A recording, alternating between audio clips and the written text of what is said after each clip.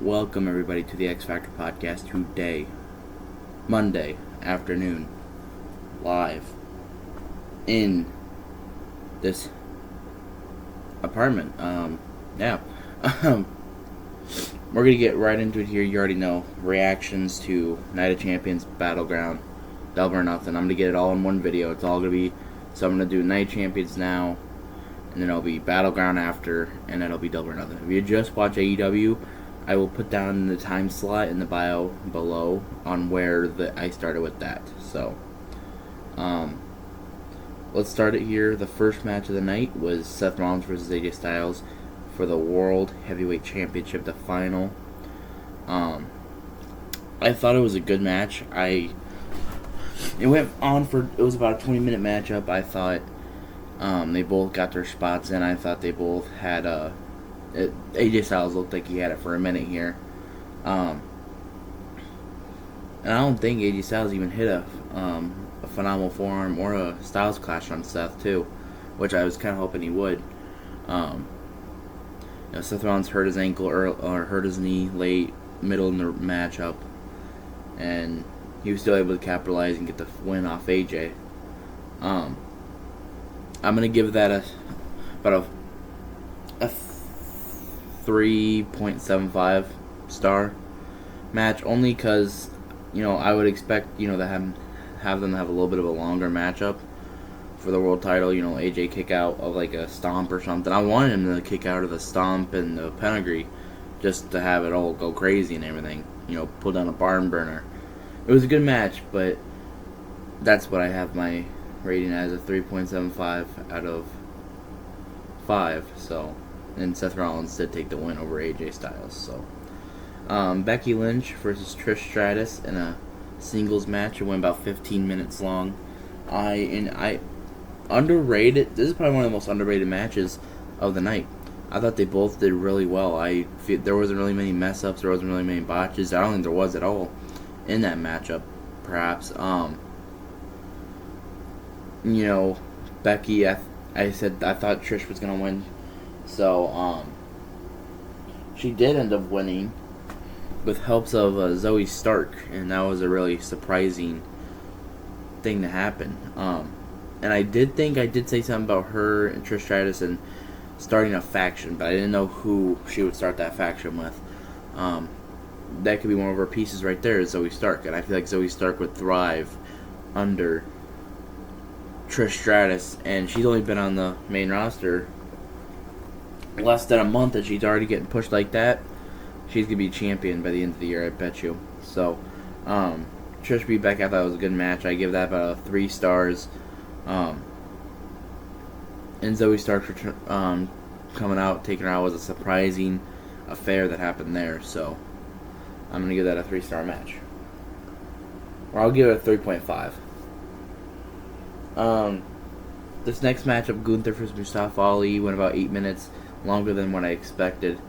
Gunther obviously beat Mustafa Ali, and I thought was, scratched out. This match was underrated, because even though Gunther somewhat, had a hold of him throughout the entire match, Mustafa still got those 2 little spots that made us think Gunther is going to lose here. But Gunther didn't lose. I thought it was an underrated match. They really need to have a rematch sometime down the line, because I really enjoyed watching that match, and I'm going to give that a 3-star for how underrated it was, and because I thought it should be a squash match and then be done with it kind of deal. But Gunther squashed Mustafa, boom, done. Got him done with now the next pay-per-view, I guess. So I did get that one right. But as what I think is going to be next for Mustafa, I think they need to give him a bigger push. They need to give him some spotlight a little bit, giving him some of his big moments, because that's what he showed on Saturday. It showed that he could really be one of the main guys in the company. So, and then Gunther, he's obviously world championship material. So, and then back to the other 2 matches, Trish and Becky. What's next for them? I think Becky's gonna feud with Zoe Stark and Trish for the next 2 months, and then they'll end that. And then Seth and AJ. AJ's obviously gonna go to Raw, SmackDown. I want him to face Roman, by the way. And then Seth, I don't really know what they're gonna do with Seth, so it's gonna be fun what they're gonna do on tonight. So, and then probably one of the best parts of the pay-per-view, Asuka versus Bianca Belair for the Raw Women's title. Asuka has finally defeated the 400-day reign champion of Bianca Belair. And in my opinion, one of the most creative ways to beat a champion like that. Like, they knew they couldn't. I think we all knew she couldn't get her with a submission or couldn't get her clean, so she had to go dirty and get this missed. And she missed his mist first, but she put it on her hands and then poked her eyes with it. And that was a really creative way to do it. I think this match is a lot better than the WrestleMania match. The WrestleMania match was good, but I didn't get that much hype. This match, I thought it was good. I'm giving this a 3.5 or I'll give it a 3.75 because of, or I'll give it a 4 actually. I'll give it a 4 because of the creativity at the end. I thought it was a really good matchup. Bianca's no longer champion. I don't know what's next for Bianca. Asuka, of course, she's champion. Probably gonna have a rematch, maybe. I'm not 100% sure. So let's just see what they do there. And then probably the worst match of the night, obviously, was Rhea Ripley versus Natalya, SmackDown Women's Championship. It was a 69-second match. And Rhea Ripley beat her. I'm giving this a 1. I'll give it a 1.5 because how she dominated her through the match. I don't understand why they put this on the pay-per-view when it was just going to be that. And right now, I know I wanted her to be like dominant, but they're giving her people that she can just toss around and like here, have them.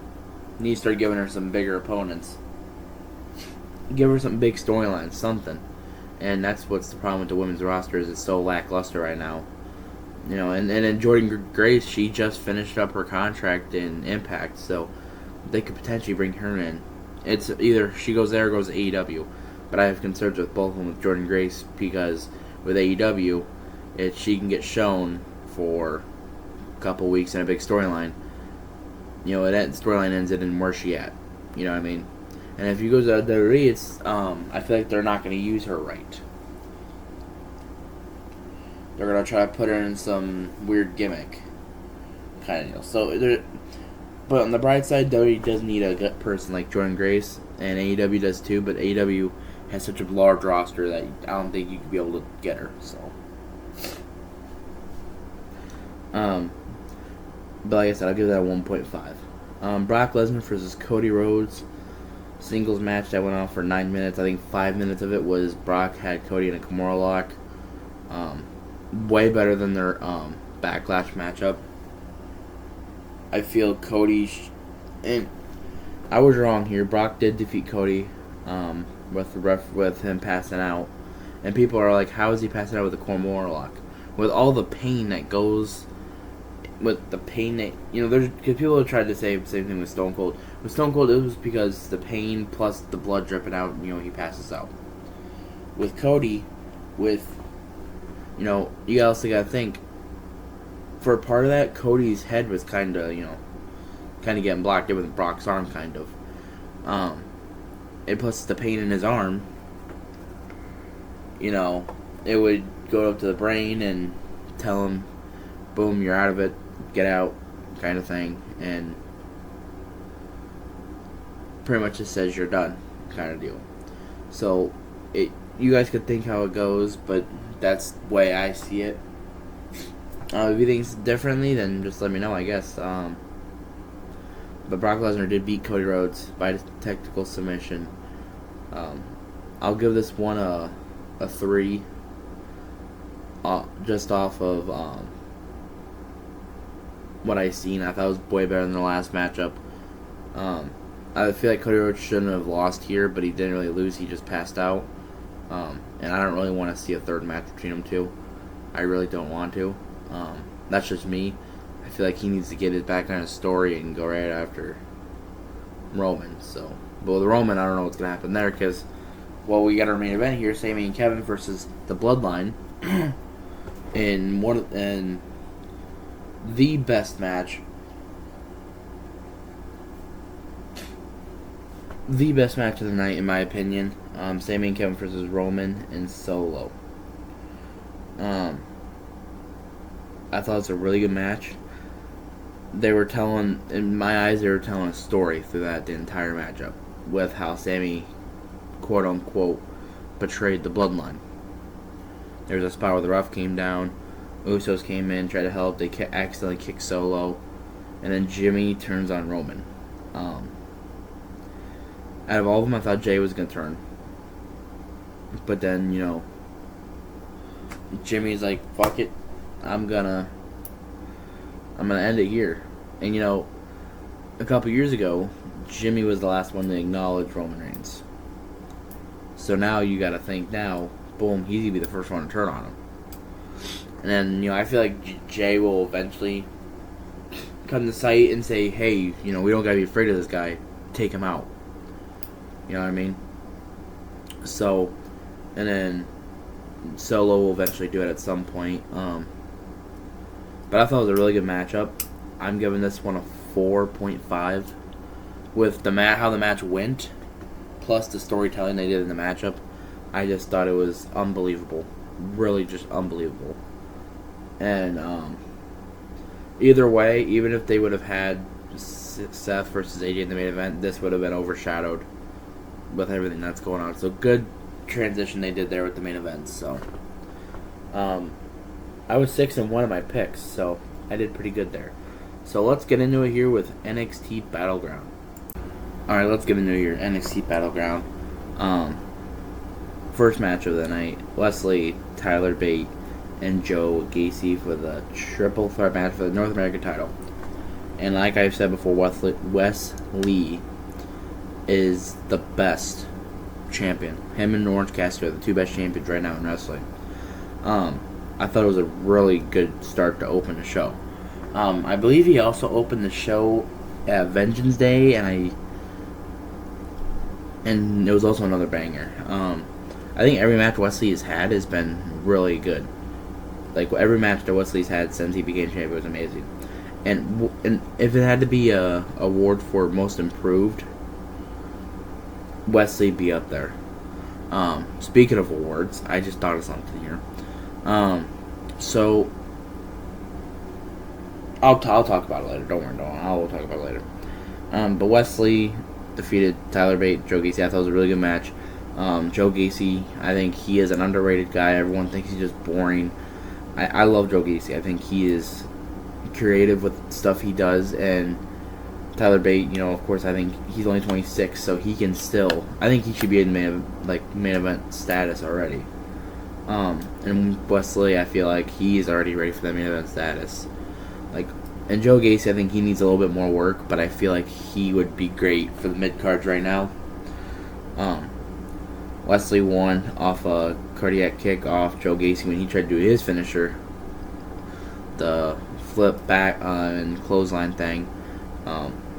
It was really creative. I loved how the creativity in the matchup was great. The athleticism was great from everybody. I'm giving this a easy 4.5 because everything just seemed perfect.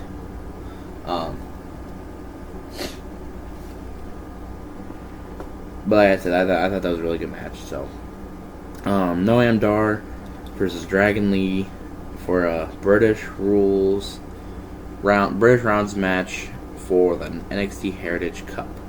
It went on for about 12 minutes. Same thing as Wesley's match, went on 12 minutes. Ended in 5 rounds. Noam Dar, of course, got the first fall. Dragon Lee got the second fall, and then, of course, the last fall was Noam Dar. Noam Dar ended up with the win. Help of Lash Legend and something Jackson, I think. I don't remember the other one's name.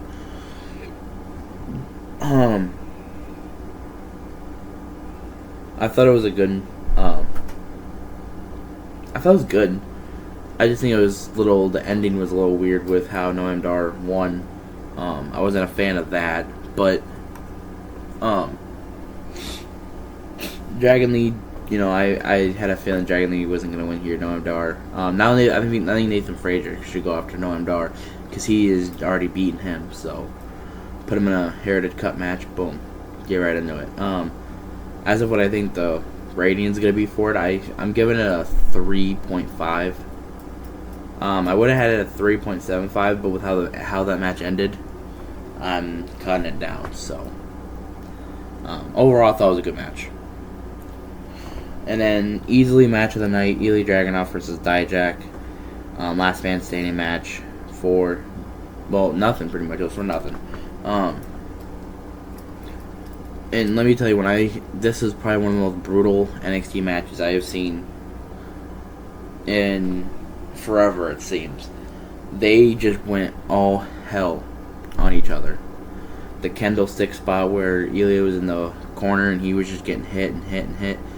My God, that was just brutal. Everything about it was just brutal, brutal, brutal. And Dijak, being Dijak. Ilya Dragunov ended up with the win off of little forearm thing to the back of the head onto a chair. I'm giving this match a 5-star based off everything that they just did in that match. Was just amazing. Like I said, there was just amazing stuff all around. So I think this should be I think the winner of this should have been the number one contender. So I think Ilya Dragunov now is the pure number one contender for that NXT title. So that's just what I think. So Gallus versus the Creed brothers for the NXT tag titles, and another good matchup. This one's probably gonna get overshadowed by everything else that happened that night, because in my opinion, and I'm not saying it was a bad match, but it wasn't. It was probably, if you ranked them, this would be the last ranked match. But the thing is, all the matches were good. That's the thing. All the matches were good. So it's kind of hard to rank these matches when the whole pay-per-view is good. This tag match was easily one. It was good. Gallus becoming one of my favorite tag teams in NXT. Creeds, I've already liked the Creeds for a while now. I thought the Creeds had it. I thought, they got screwed twice, boom. Ava Raine screws them again. I want to know what the hell Schism's problem is with them. We haven't really got a full detail from them. I feel like I really don't know what's going on with them, to be honest with you. They're coming out and attacking them. And Schism, I'm just hoping they stay with WWE, but that's just me. Gallus also defeated the Creeds too. I'm gonna give this one a 3. I'm gonna give it a 3. I like the matchup. Gallus, I think they're one of the best tag teams. Creeds, I think they're one of the best tag teams. But I'm being a little biased because I'm a huge Gallus fan, so I love them. And I'm telling you right now, Shawn Michaels or Triple H, whoever runs fucking their theme songs, if Gallus changed their theme songs, I'm gonna find you. I love their theme. It's amazing. So, like I said, 3 stars, perfect. And then for the vacant NXT Women's Championship, Tiffany Stratton versus Lila Valkyria, and I finally said her name right. I just said Valkyrie, like Taya Valkyrie, the whole time, so that's something. Tiffany Stratton versus Lila Valkyria for the Women's Championship, and I thought that match was amazing. The way that she sold her knee with everything in the match, I think was good. And then Tiffany Stratton, of course, the best moonsault around, takes her with that. I thought the match overall was just amazing. And Tiffany Stratton, she's also won up for Most Improved Wrestler in the last year. So, Valkyrie, she's probably one of the best pushed right now. I feel like she is definitely up there for Women's Championship gold. And I feel like that's where the mid-card titles come in play. Because, a mid-card title always sometimes makes the champion. Or makes the wrestler. Like Shawn Michaels, Diesel, Razor, Triple H, Cena, Eddie, Big Show. You can name them all. Some of them that have held that title have went up to the main status, like Bret Hart with the Intercontinental title. After that, boom, he got the world title. That's just how it works with the women. It should do the same thing with the women's. So, that's what I think. But I'm going to give this match an easy 4-star for the matchup. And now we have a new women's champion in Tiffany Stratton, so let's go. And then in our main event, Carmelo Hayes versus Braun Breaker for the NXT title. I thought the match was great. I only had like 2 problems with it. I feel, well, Braun Breaker, he dominated through most of the matchup. If Carmelo Hayes came back and obviously beat him. The one thing though, the spear. Braun Breaker has the best spear right now in wrestling. Can't even argue. Him and Ricky Starks and Roman, between them 3, it's ugly. It's ugly good. So,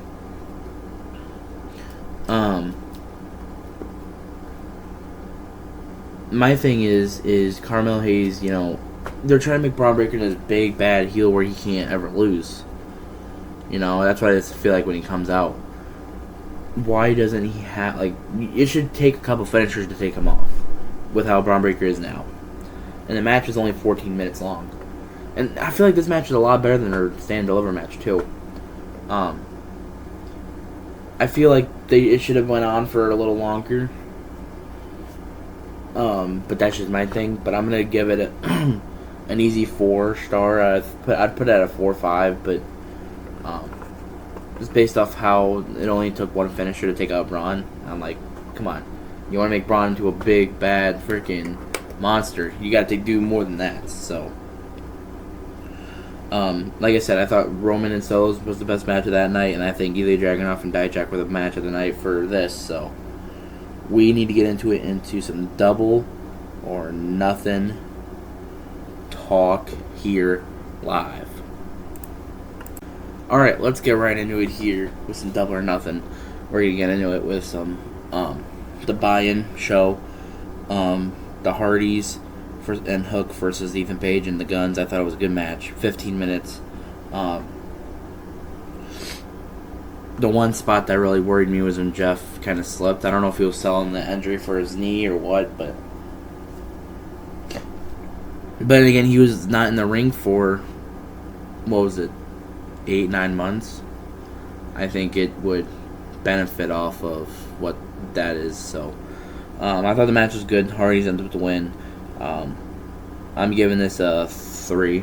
I'm gonna give it a 3. So then the 21-man Blackjack Battle Royal for the international title. Orange Cassidy won by eliminating Swerve Strickland. I'm not gonna rank battle royals or whatever because it's I thought this was one of the better battle royals that I've ever seen. I thought the ending was interesting with him and Swerve. If I had to rate the ending, I'd probably give that a 4.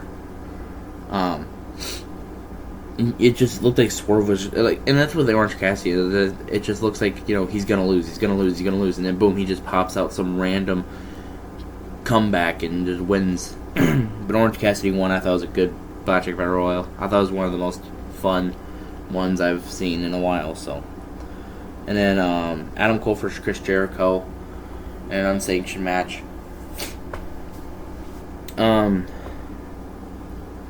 Match was awful.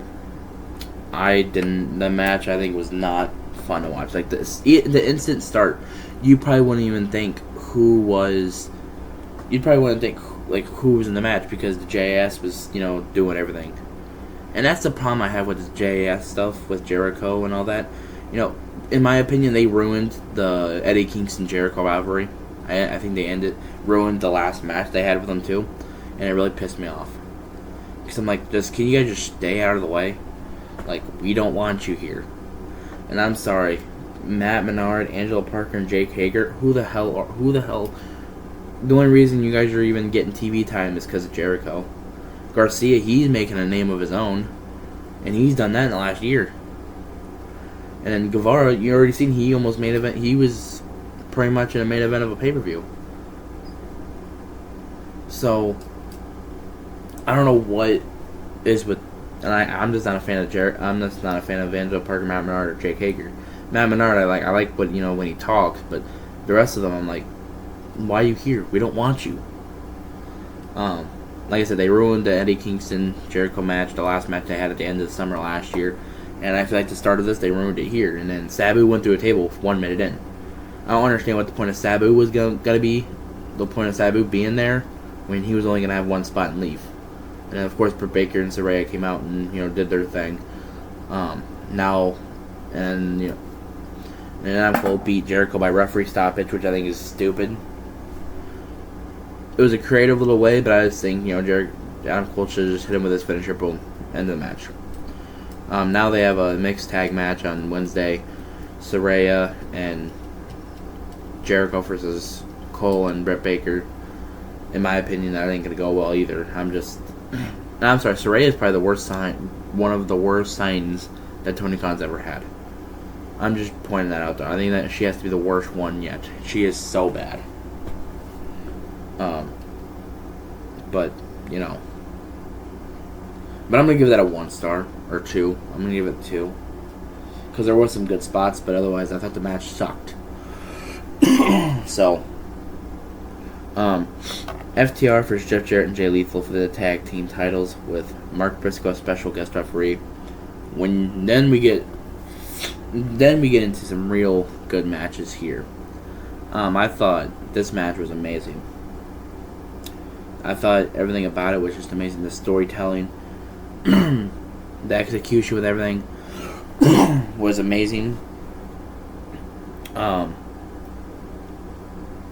you know, Mark Briscoe going down with the chair, and then you know, the other referee, Aubrey Edwards getting hit with a chair. It was just, for a second we looked like Jeff Jarrett and Jay Lethal were gonna win. Boom, false, and FTR ends up winning when Jeff Jarrett gets slapped by Mark Briscoe. I thought this match was an easy 4.5.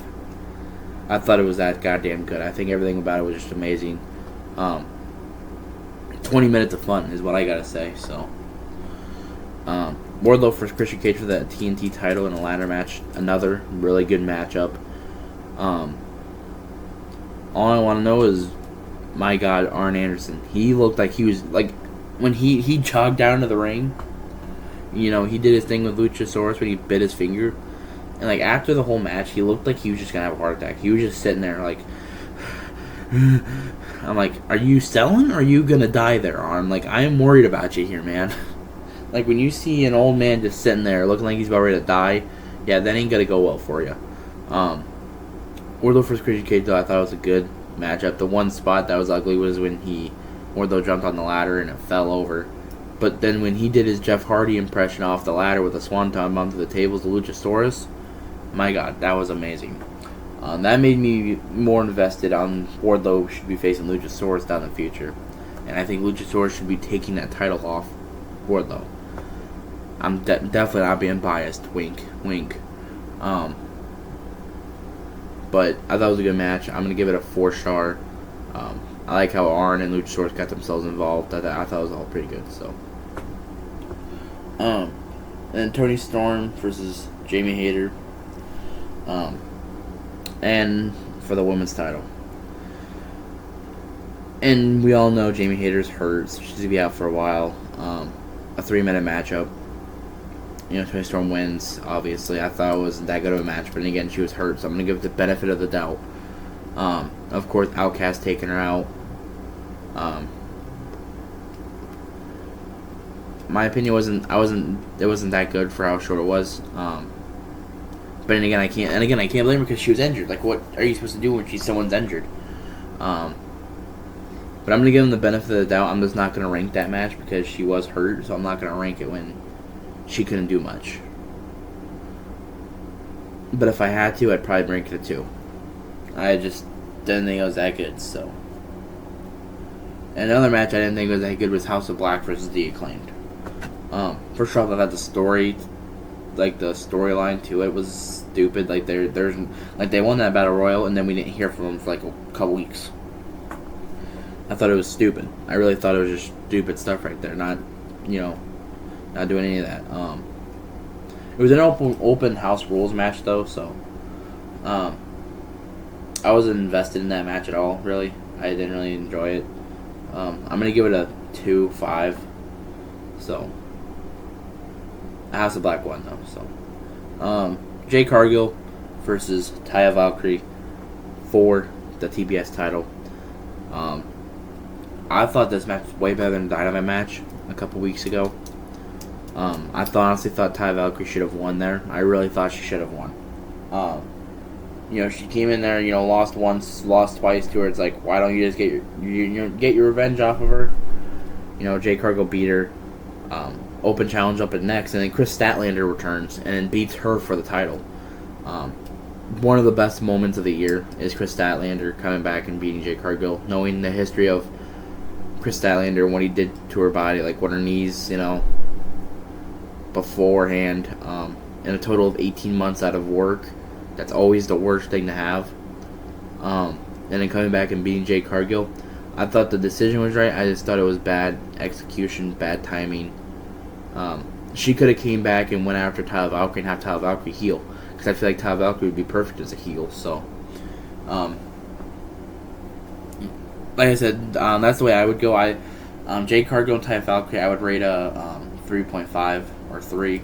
Yeah, 3.5.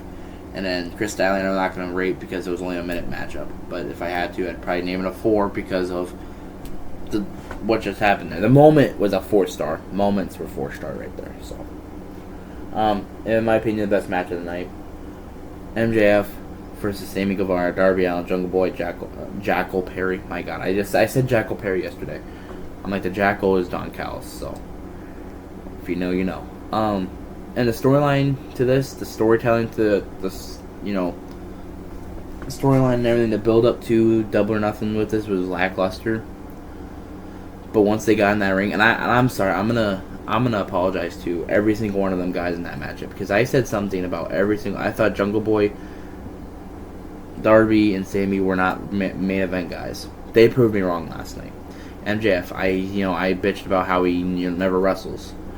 He proved, and the thing is, I say this all the time. I say, MJF's never wrestled. He needs to be there more. He needs to be there more. And then, he just does this. It's kind of hard to argue when he does that stuff every single matchup. Like, he puts his heart on the line. And like he said last night, no one cares about their body. Yeah, I wish that, my thing, I wish they don't get hurt. That's my thing, is if they get hurt, damn, I feel bad for you. But, you kind of signed up for this to do it, so you can't really just sit there and try to say that to the fans when, they pay for you to do stuff that you get paid to do that. That's your thing. MJF, of course, won. The storytelling in this matchup was beautiful. Like, that whole match made me forget about the build-up to the story, or made me forget the build-up to the pay-per-view. Because the storytelling in that match was just beautiful. Like, it was like the sun in the morning, or before it hits night, the sunrise and the sunset. It might be more beautiful than that. The storytelling was just amazing. And the only thing, my thing is with MJF not showing up, I just like having MJF on shows, because he is so entertaining and fun to watch. Like, in my opinion, he could be one of the best of all time when he retires. But I think that's just what I think. And Guevara, Darby, and Jungle Boy, I think they're main event guys now. It's just promo stuff is really what gets me. As long as they get promos better, I think they would be perfect. So, and Sammy Guevara, I think he needs to go babyface, and the only way I see that happening is, if Jericho turns on him. That's the only way I really see it. Because, that's one thing, and it's the same thing with Rey Mysterio. If you want someone to get booed, someone to turn heel, have them turn on Rey. And same thing with Jericho. If you want a guy in your group to be a babyface, you turn on them. It's just really how that works. I thought it was the best match of the night. Like I said, I apologize to every guy in that matchup for what I said over the last couple weeks about him. I was 100% wrong. I admit I am wrong. So, that's that. And then Anarchy in the Arena. Oh, and by the way, I'm giving MJF's match a 5-star. MJF, Sammy Guevara, Darby, and Jungle Boy, I'm giving that 5-star. Just saying. So, Blackpool Combat Club versus the Elite. And the brutality in the match I enjoyed.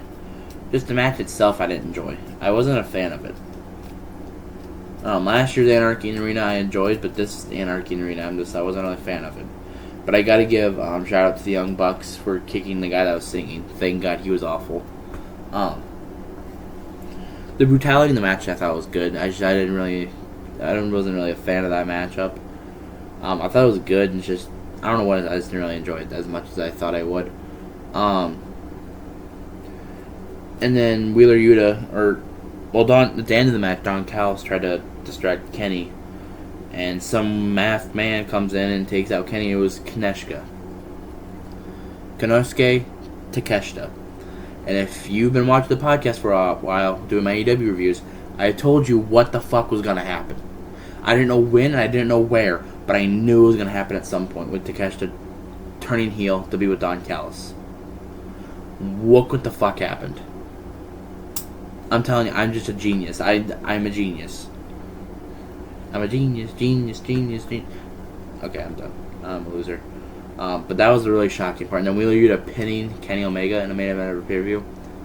That's a shocking thing. Those are the two most shocking things that had happened that night. I'm gonna give it a 4.5 based off everything I've seen. Even though I wasn't interested in it, I thought it was good. I didn't enjoy it, but I thought the match was good overall. So, like I said, it was just the whole pay-per-view I think was pretty good.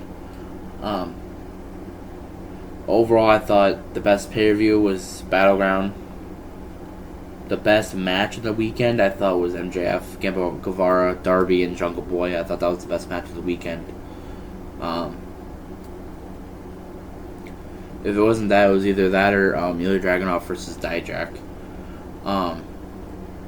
Both those matches are really good. But the thing I was going to tell you, people, I'm going to start doing awards. Weekly awards. It's going to be best show of the week. Best wrestler of the week. It's going to be the X Factor Sports Wrestler of the Week. X Factor Sports Show of the Week. X Factor Sports Underrated Wrestler of the Week. Women Wrestler of the Week. And then Worst Wrestler of the Week. I will do a Worst Wrestler of the Week. And that's just... And I'm going to base it off who was in the shows each week. During that week. I'm not going to base it off people that wasn't even on the show. I'm just going to do it who was on the show during that week. So, I'll do for Raw, NXT, AEW, SmackDown, Rampage. And then once Collision comes around, I'll start doing it for Collision as well. So, and then, but this week is going to be pretty simple. Today, talking about pay-per-view stuff. Tomorrow, I'm talking about Raw. I'll talk about Monday Night Raw. Wednesday, I'll talk about NXT. Thursday, I'll talk about Dynamite. Friday, I'll have some NFL talk for you, NFL fans. And then right back at next Monday, I'll have my SmackDown and Rampage review, because I'm not going to do anything Saturday or Sunday. Those are the only 2 days I'm going to get off during the week. So, sorry for not doing anything last week. I was just not feeling into it at all. But we're back at it this week and we're going to get going. So, y'all have a good day and enjoy the rest of your week, and bless.